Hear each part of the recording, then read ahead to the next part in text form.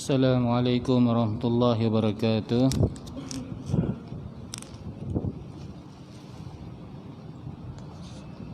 Terlebih dahulu marilah sama-sama kita mulakan kuliah kita dengan membaca Ummul Kitab Al-Fatihah.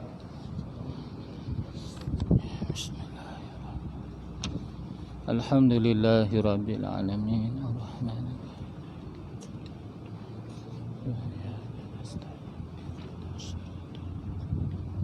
Shiratal ladzina an'amta 'alaihim. Alhamdulillahi waliyyis salihin wal 'aqibatu lil muttaqin wala 'udwana illa 'alal zalimin. Asyhadu an la ilaha illallah wahdahu la syarika lah. Wa asyhadu anna sayyidana Muhammadan 'abduhu wa rasuluh. Allahumma salli wa sallim wa barik ala sayyidina Muhammad wa ala alihi wa sahbihi wa man tabi'ahum bi ihsanin ila yaumiddin, amma ba'du.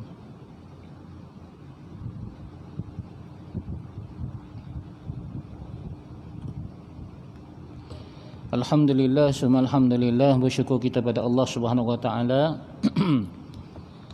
Pada malam ini kita dapat bersama-sama berjemaah, kemudian duduk di dalam majlis ilmu. Mudah-mudahan Allah Subhanahu wa taala mengampunkan dosa kita dan dirahmati kita dan dimasukkan kita di kalangan orang-orang yang disebut oleh Allah Subhanahu wa taala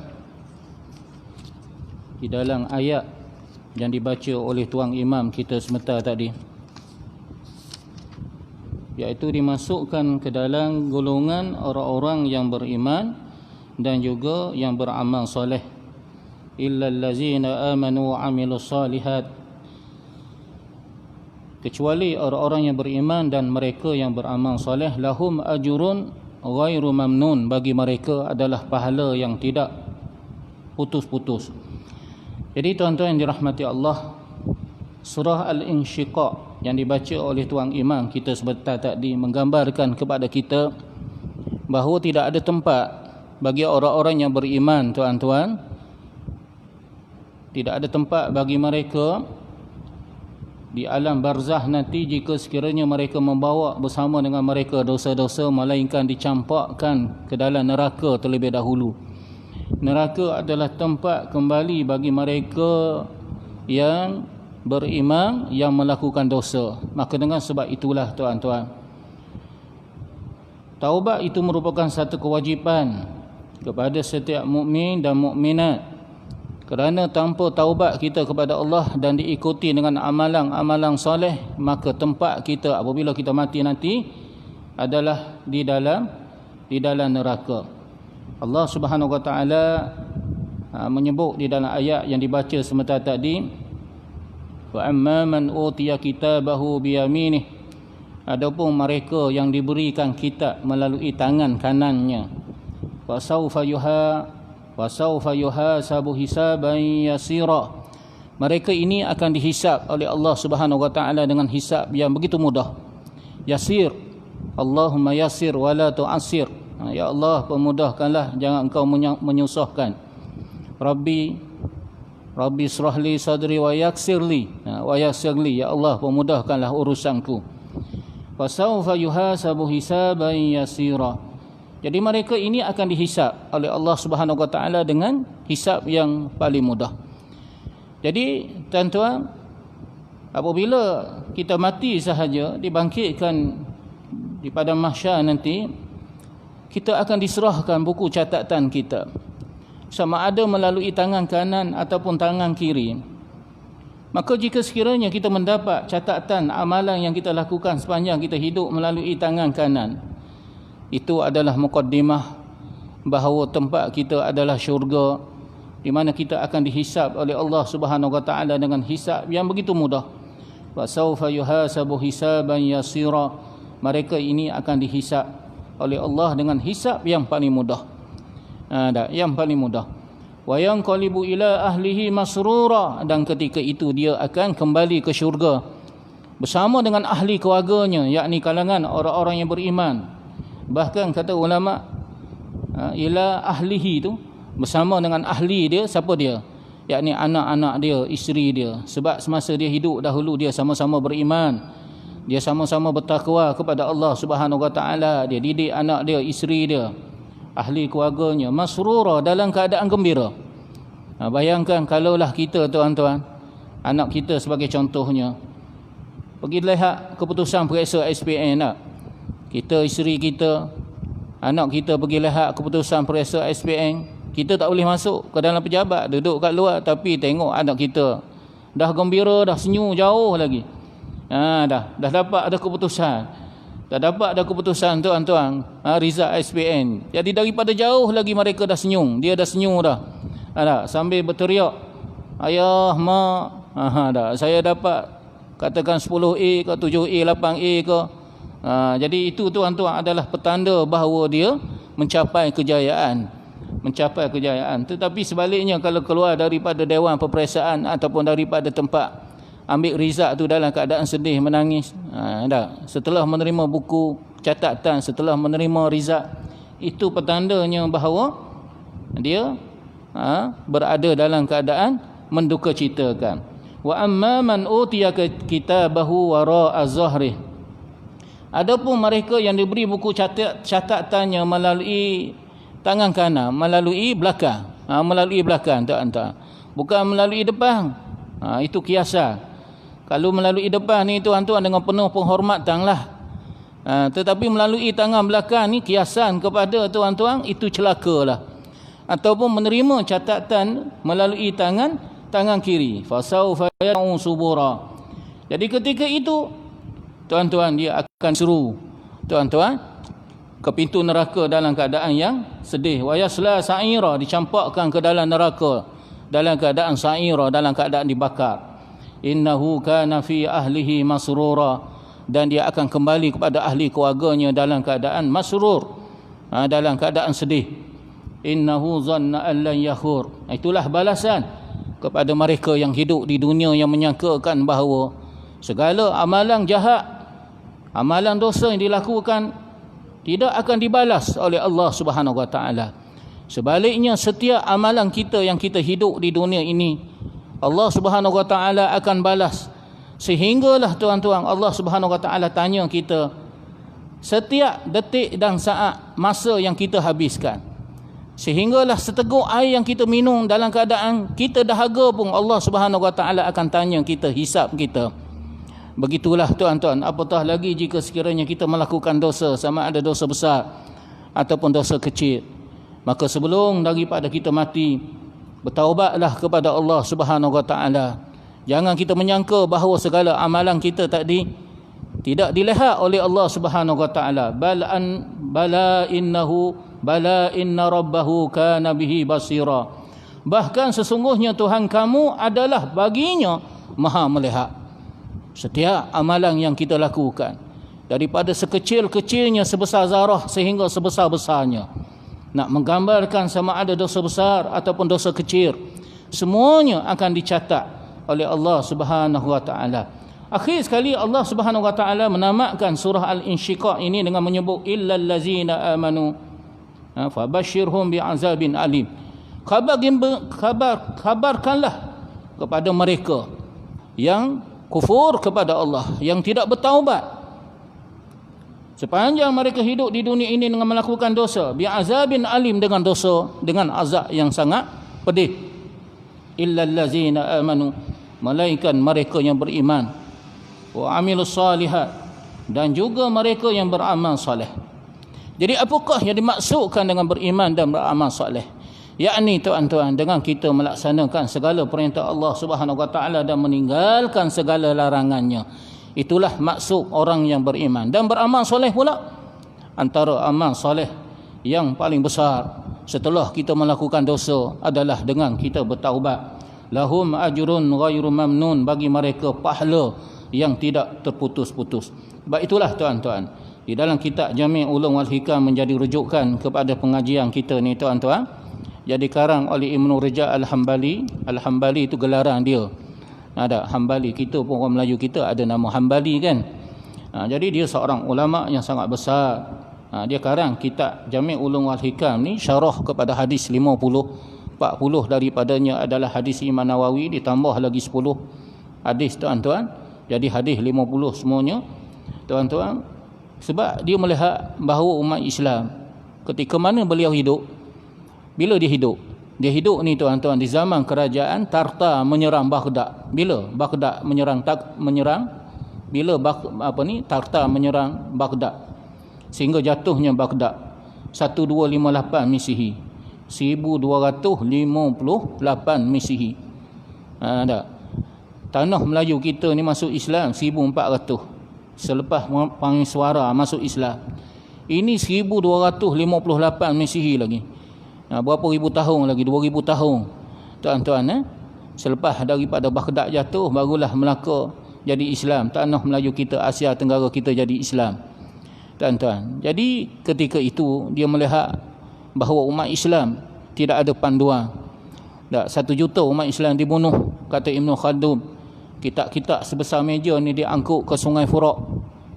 Disebut dalam kitab tafsir Ibn Katsir bagaimana jahatnya Hulagu Khakiskan, sebuah bangsa yang tidak bertamadung yang datang daripada Mongolia tu tuan-tuan. Dia mengangkut kitab-kitab, kemudian dibakarnya, saki-bakinya dihanyutkan ke dalam Sungai Furat dan Sungai Dajlah sehingga menjadi hitam airnya, kata Ibn Katsir. Jadi saat tersebut umat Islam tidak ada khalifah.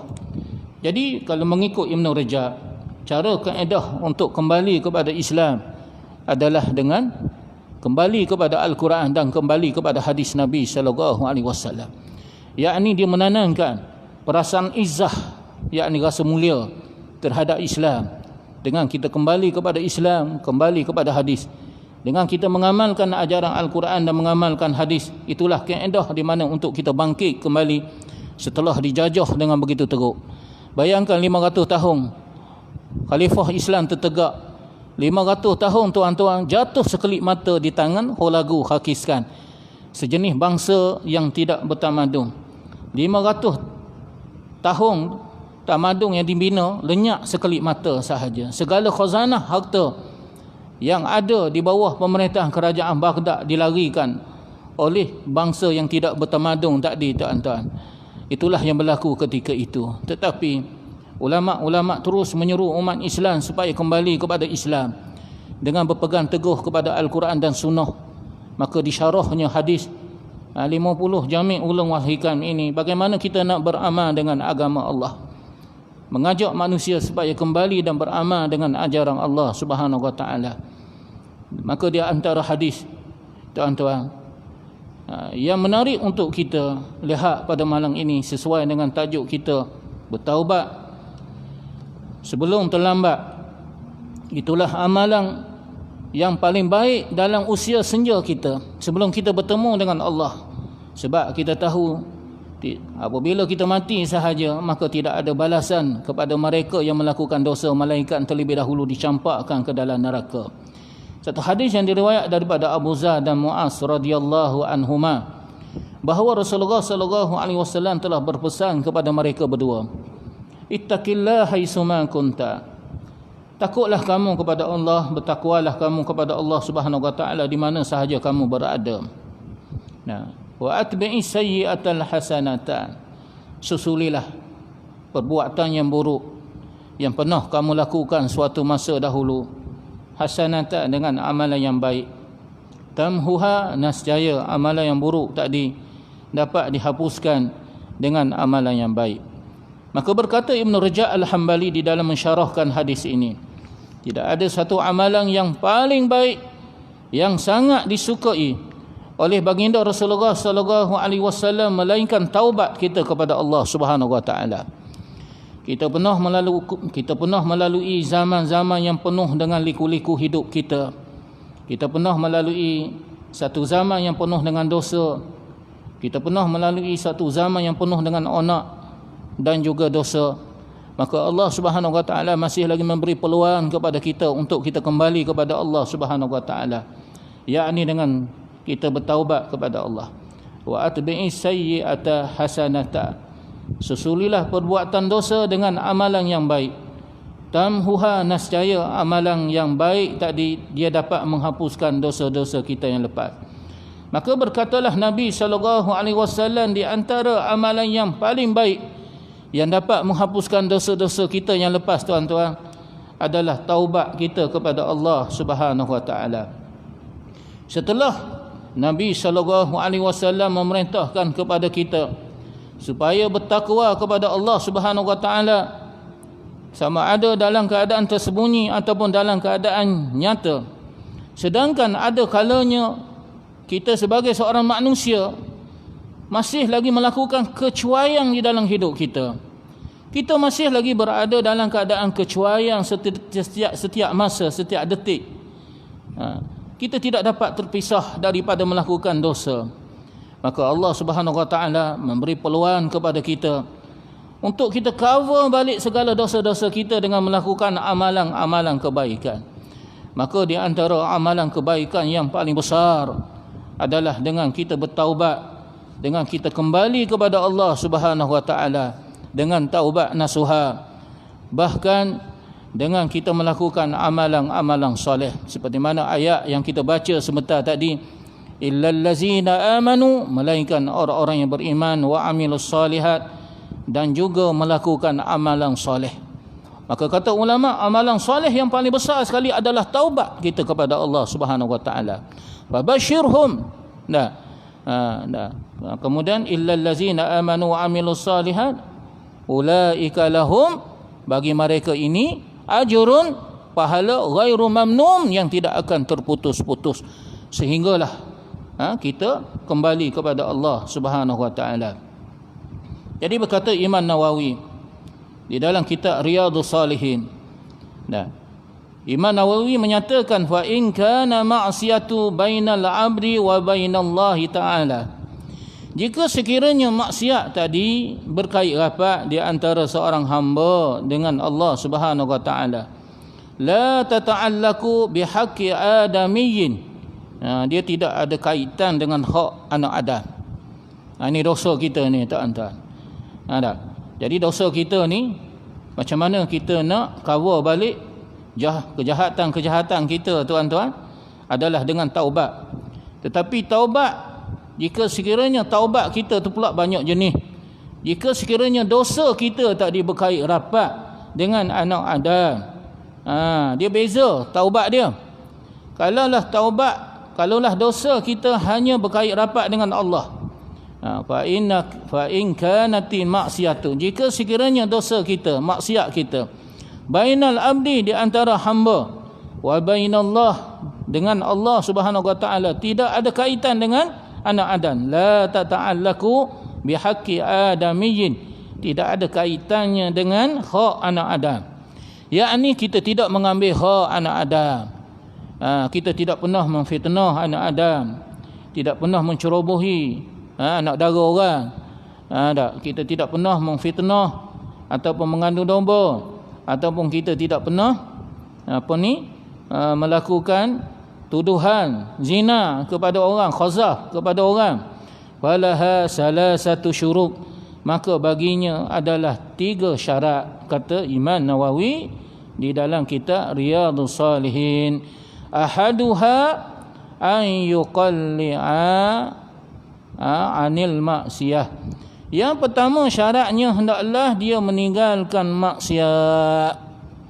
Jadi tak boleh, tuan-tuan, kita bertaubat, kita istighfar, astaghfirullahalazim, astaghfirullahalazim, lepas daripada sembahyang tu benar ilallah, tetapi kita masih lagi makan riba, masih lagi bermuamalah dengan sistem riba, taubat itu tidak akan diterima oleh Allah Subhanahu Wa Taala, sebab kita tidak meninggalkan dosa.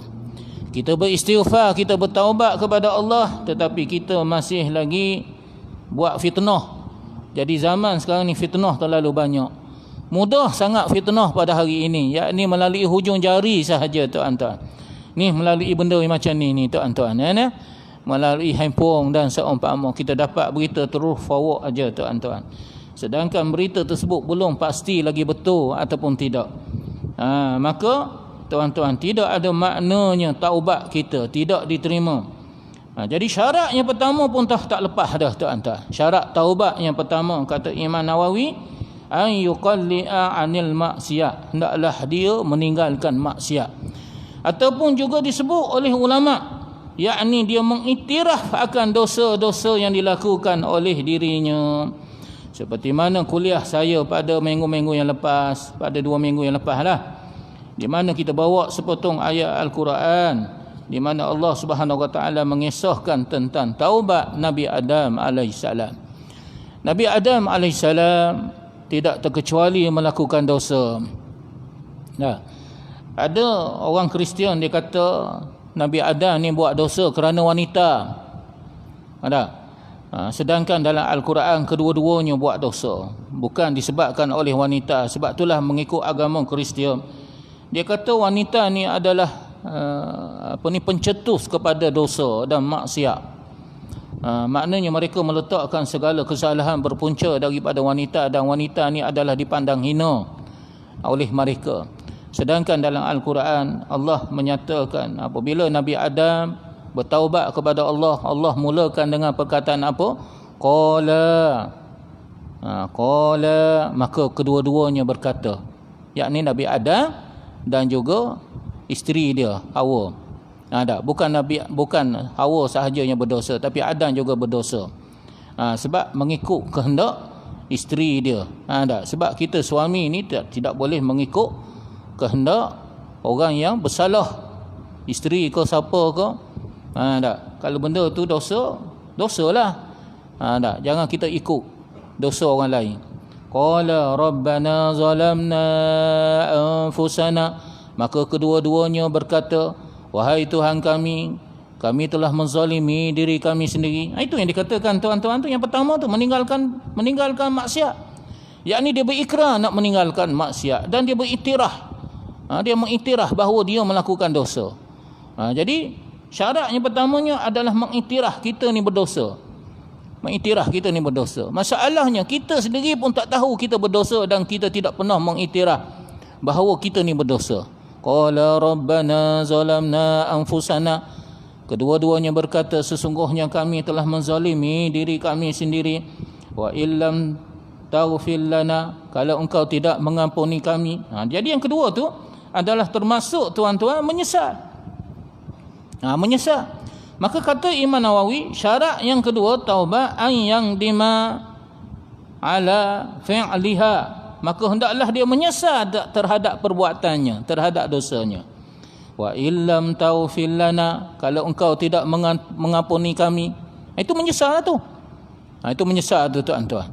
Yakni dia merasakan bahawa dosa itu tuan-tuan akan menyebabkan dirinya jauh dengan Allah. Dosa itu menyebabkan dirinya akan dicampakkan ke dalam neraka. Dia merasakan dia betul-betul bersalah. Dia betul-betul menyesal. Dia mengiktiraf segala dosanya. Wa illam taghfir lana wa tarhamna, dan juga merahmati kami. Dengan dosa Allah tidak akan memberi rahmat kepada kita.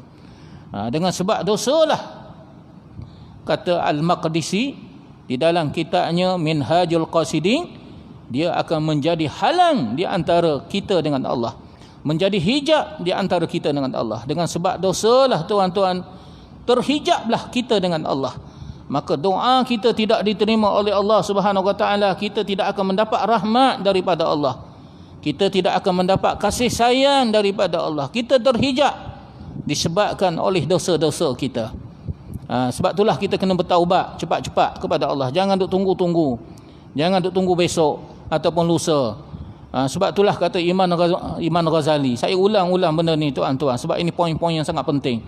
Kata Imam Ghazali, kita hari ini at-taubatum yahtaju ila taubah. Taubat ni memerlukan kepada taubat yang baru. Sebab kenapa kita taubat memerlukan taubat yang baru? Kita dah buat dosa.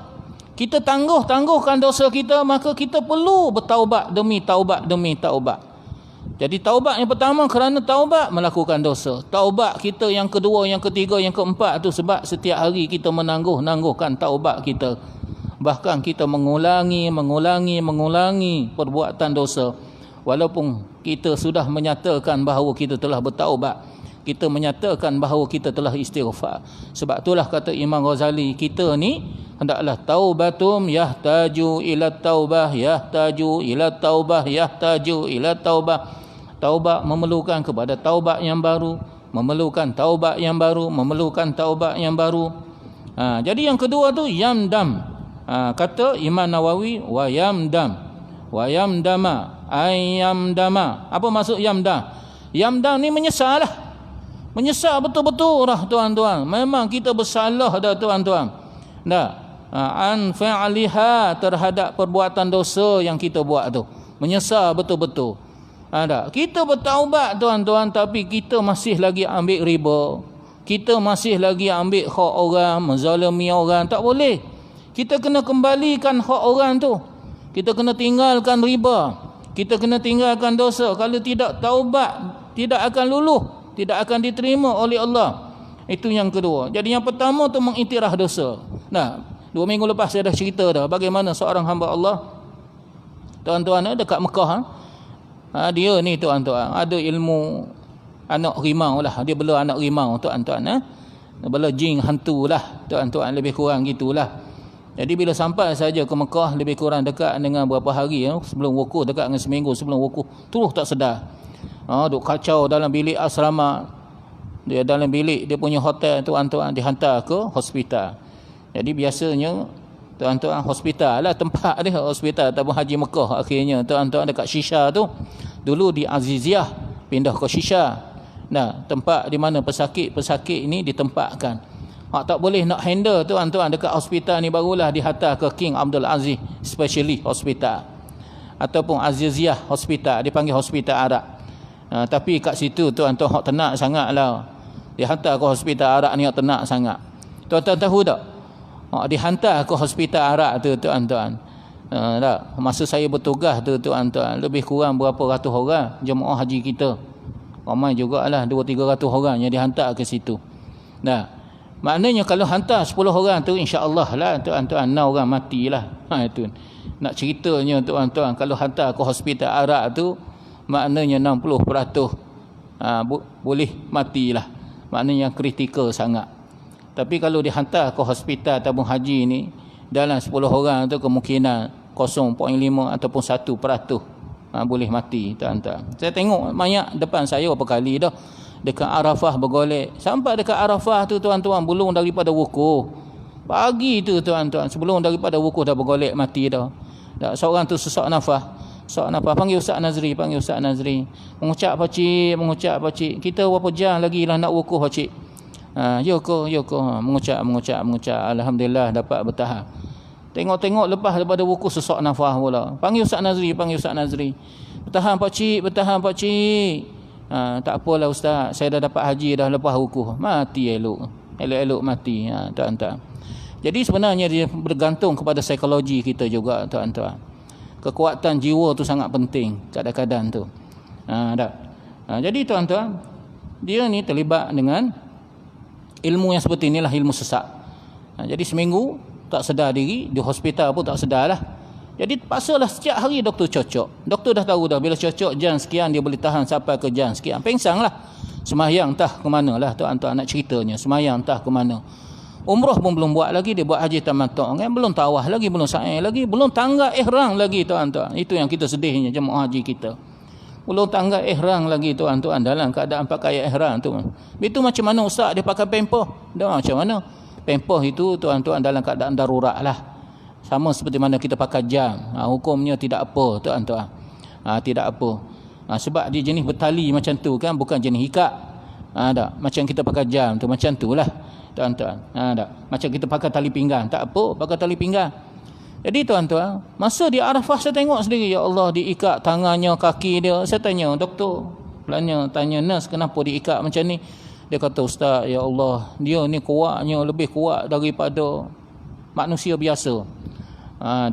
Lebih kuat daripada manusia biasa. Sebab orang yang belajar ilmu-ilmu hitam ni tuan-tuan, Tuhan akan tunjuk dekat Mekah, benda tu akan jadi panah. Benda tu tuan-tuan akan bertembung dekat Mekah tuan-tuan. Jadi masuk wukuf tu saya tengok dia ikat tangan, macam tak sedar. Saya tanya doktor. Bila nak hantar balik, pukul 3 dah nak hantar balik ke Mekah, dah tak boleh duduk lama. Kita biasanya tunggu sampai ke maghrib, lepas isyak baru talak pergi ke Musdalifah. Mereka ni tak pergi ke Musdalifah dah tuan-tuan, terus hantar ke hospital Mekah dah.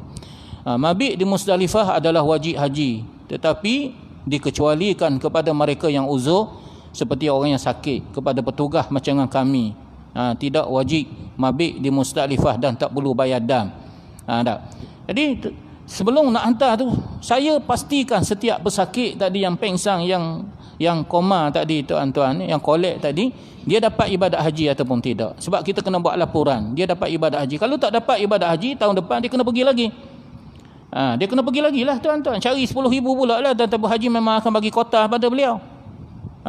Khusus untuk orang yang seperti ini. Ini risikonya tuan-tuan. Tahun saya bertugas tu lebih kurang 5 orang tuan-tuan tak dapat ibadat haji kerana kes yang seperti ini. Jadi doktor kata, Ustaz, mari sini saya nak tunjuk pada Ustaz. Dia tengok nadi tuan-tuan, dia ada dia punya gerah nadi tu. Dia tunjuklah. Ini waktu sekian ni pukul 1 lebih dia sedar sekejap. Bermakna kalau dia sedar dia dapat ibadat haji ya. Dapat ibadat. Habis tu Ustaz, macam mana dia nak buat ibadat haji? Sedangkan dia belum lagi berniat ibadat haji. Sedangkan dia ketika itu masih lagi berada dalam keadaan ihram umrah. Ihram umrah pun belum selesai lagi. Ini masalahnya tuan-tuan. Banyak habisnya hari wukuf, hari tasyrik tuan-tuan. 11, 12, 13 dah habis, 14 barulah dia sedar. 14 hari bulan tu Zulhijjah tu barulah dia sedar. Bila dia sedar tu tuan-tuan, saya tanya dia, Pak Cik, kenapa Pak Cik jadi macam ni Pak Cik? Kenapa abang jadi macam ni? Akhir sekali dia kata, aku bela anak harimau. Astaghfirullahalazim Pak Cik. Pak Cik tahu tak benda tu syirik kepada Allah Subhanahu wa taala. Masuklah orang yang syirik. Kepada orang yang syirik. Jadi balasan kepada orang yang syirik, azabin alim, azab yang sangat pedih buat selama-lamanya. Jadi dia kata, apa salahnya? Dia kata, kenapa aku perlu bertaubat? Dia kata, benda tu dia jaga aku. Tengok tuan-tuan. Maknanya yang pertama tu belum lagi lulus. Yakni mengiktiraf akan dosa-dosa. Mengiktiraf bahawa kita ni melakukan dosa tuan-tuan. Apatah lagi yang kedua? Menyesal terhadap maksiat yang dilakukan olehnya.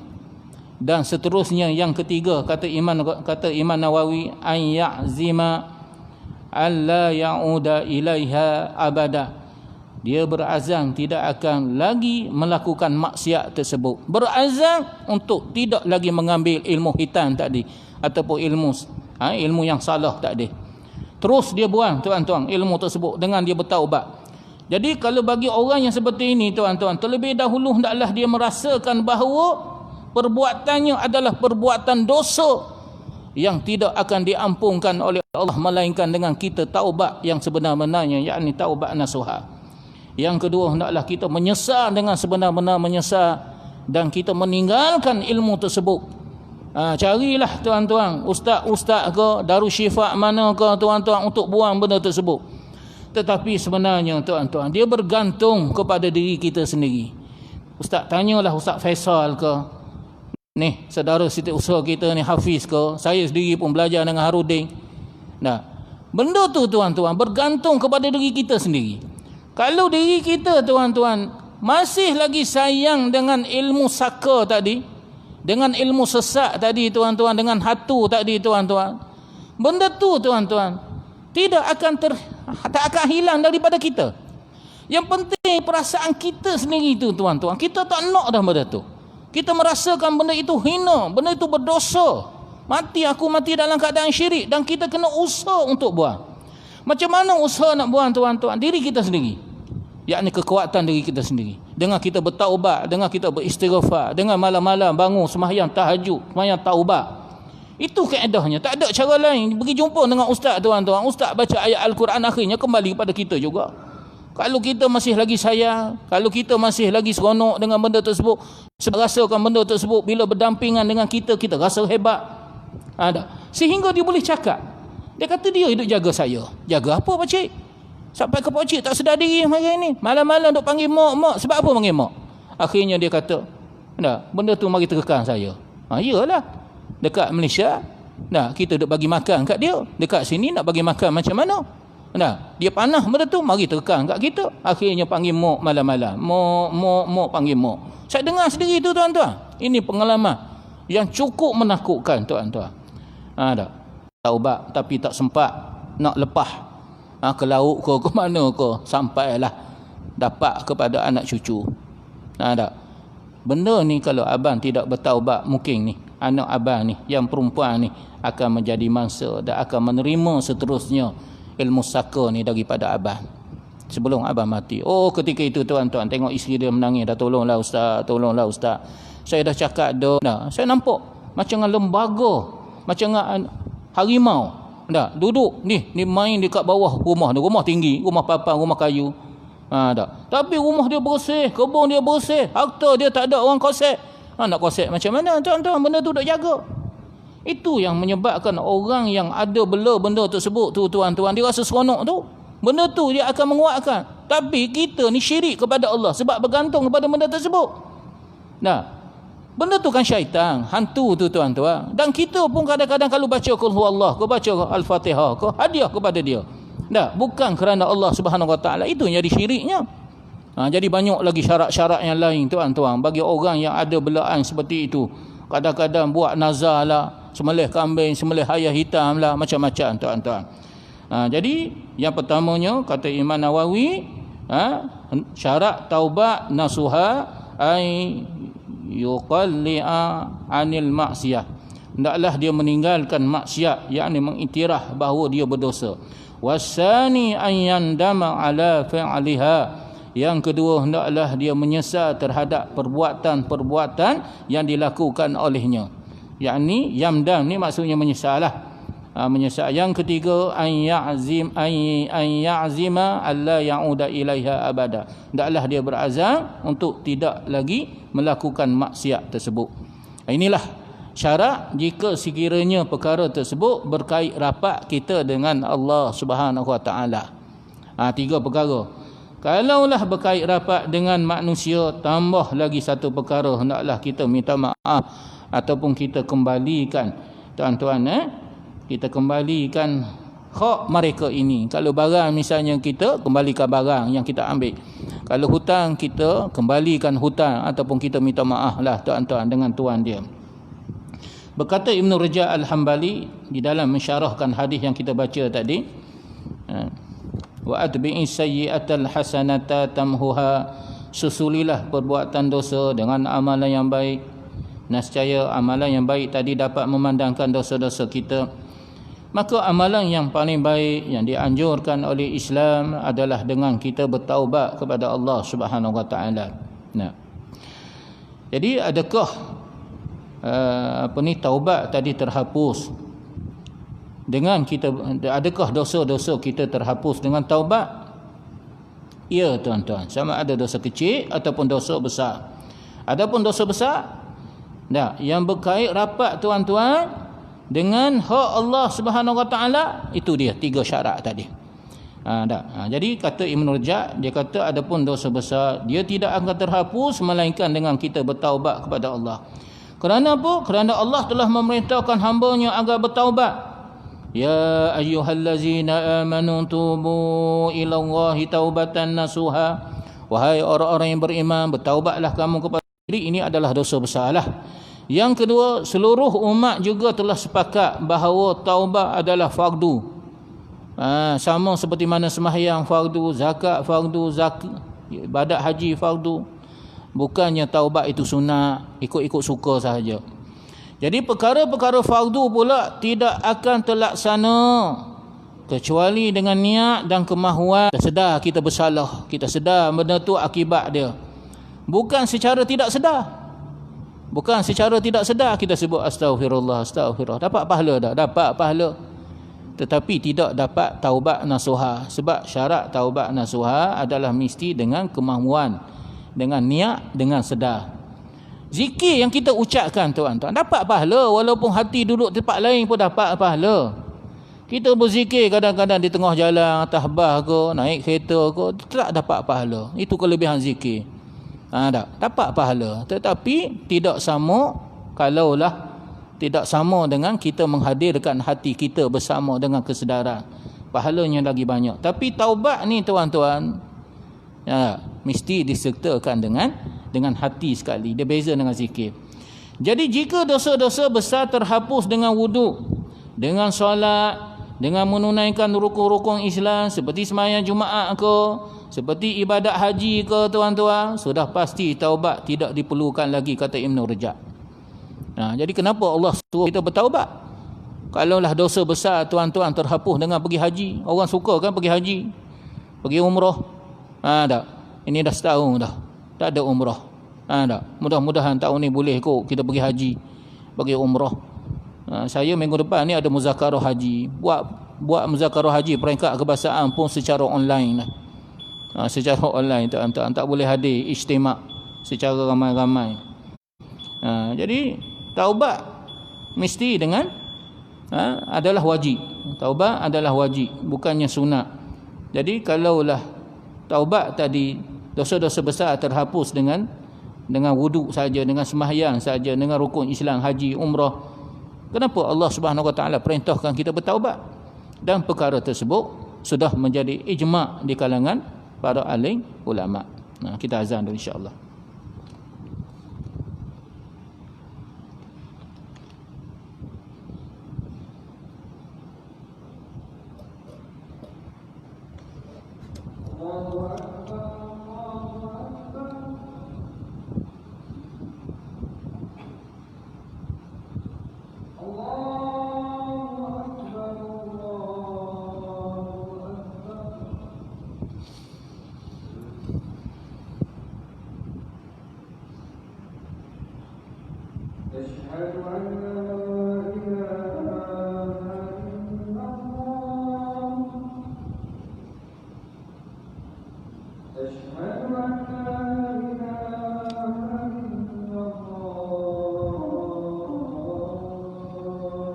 أشهد أن لا إله إلا الله أشهد أن محمدا رسول الله أشهد أن محمدا رسول الله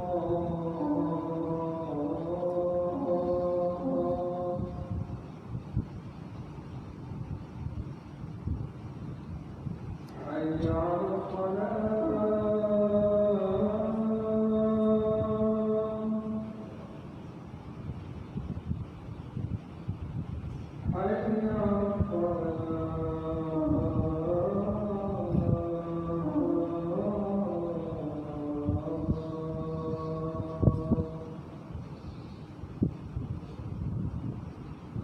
على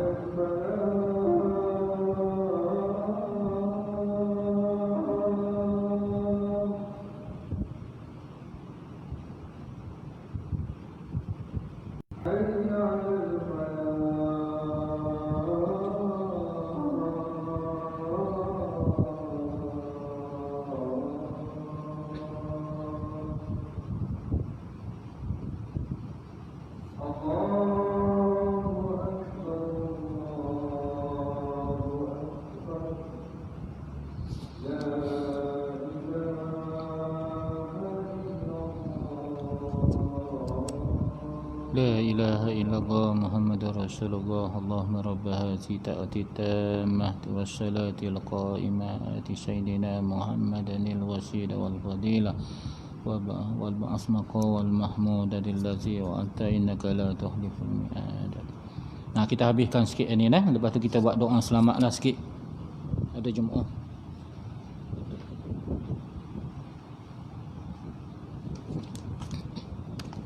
Ada jemaah kita minta supaya buat doa selamat dan tahlil ringkas. Jadi yang pertama kata Ibn Rajab, Allah telah memerintahkan hambanya yang bersalah, yang berdosa tadi supaya bertaubat, sama ada dosa kecil ataupun dosa besar lah. Yang kedua, seluruh umat Islam adalah sepakat bahawa taubat itu adalah fardu bukannya sunat, dan ini adalah ijma' ulama'. Dan yang ketiga, jika dosa-dosa besar terhapus dengan melakukan amal fardu, sembahyang, zakat ke, pasti sesiapa pun tidak akan tertinggal sebarang dosa yang akan memasukkan dia ke dalam neraka. Pasti tidak ada lagi lah orang yang berdosa. Buat apa lagi neraka untuk orang Islam? Jadi sebab itulah Neraka ni juga adalah tempat untuk orang Islam yang melakukan dosa, sama ada dosa kecil ataupun dosa besar, yang tidak sempat bertaubat. Jadi sebab itulah tuan-tuan sangat takut jika sekiranya kita mati tuan-tuan dalam keadaan kita tidak sempat bertaubat. Neraka lah tempat kembalinya kita. Jadi setelah dibakar entah berapa ribu tahun barulah dimasukkan ke dalam syurga. Setelah habis dosa tu barulah dimasukkan ke dalam syurga. Entah berapa ribu tahun tak tahu. Satu hari di hari akhirat bersamaan 1000 tahun alam dunia. Nah, ini merupakan pandangan golongan Murji'ah. Jadi golongan Murji'ah dia menyatakan bahawa dosa besar juga terhapus dengan sembahyang. Dosa besar terhapus dengan kita ambil wuduk. Dosa kecil terhapus dengan ambil wuduk. Betul lah. Ahli sunnah pun dia kata dosa kecil terhapus dengan kita ambil wuduk. Tetapi dia kata dosa besar juga terhapus dengan buat amal ibadat. Tapi mengikut ahli sunnah tuan-tuan, dosa besar tak mesti dengan bertaubat, terhapus dengan dosa dengan taubat. Dan inilah yang dinyatakan oleh Ibnu Abdul Bar di dalam kitabnya Tamhid. Beliau turut meriwayatkan secara ijma' seluruh umat Islam tentang wajibnya kita bertaubat bagi dosa-dosa besar. Di antaranya dia berhujahkan kepada hadis-hadis Nabi. Ini sangat menarik tuan-tuan. Jadi Nabi SAW sebut apa dia? As-salatu khamsa wal jum'atu ila jum'ah. Sembahyang 5 waktu yang kita sembahyang tu. Jumaat besok ila jum'ah, sehingga Jumaat yang akan datang. Wa Ramadan ila Ramadan. Ramadan tahun lepas sehingga Ramadan tahun ini. Nak jumpa balik Ramadan ni bulan 3 bulan 4. Nabi kata mukaffiratun lima bainahunna. Dia boleh menghapuskan dosa-dosa. Dah. Dosa besar ke dosa kecil ustaz? Nabi sebut selepas daripada tu. Lima bainahuma majtanabat kabair. Selagi mana kita menjauhi dosa-dosa besar. Maknanya tuan-tuan, sembahyang 5 kali sehari semalam yang kita sembahyang tu, puasa, zakat, ibadat haji, tu kan rukun-rukun Islam semua tu. Dia boleh menghapuskan dosa tuan-tuan, tetapi dengan syarat kita menjauhi dosa besar. Sebab dosa besar ni dia tidak akan terhapus melainkan dengan taubat juga kepada Allah Subhanahu Wa Taala. Maknanya nak tak nak tuan-tuan kena taubatlah tuan-tuan, kena taubatlah. Jadi perbanyakkanlah taubat kepada Allah Subhanahu Wa Taala. Jadi setakat itulah, insya-Allah kita akan sambung lagi pada minggu yang keempat lah tuan-tuan.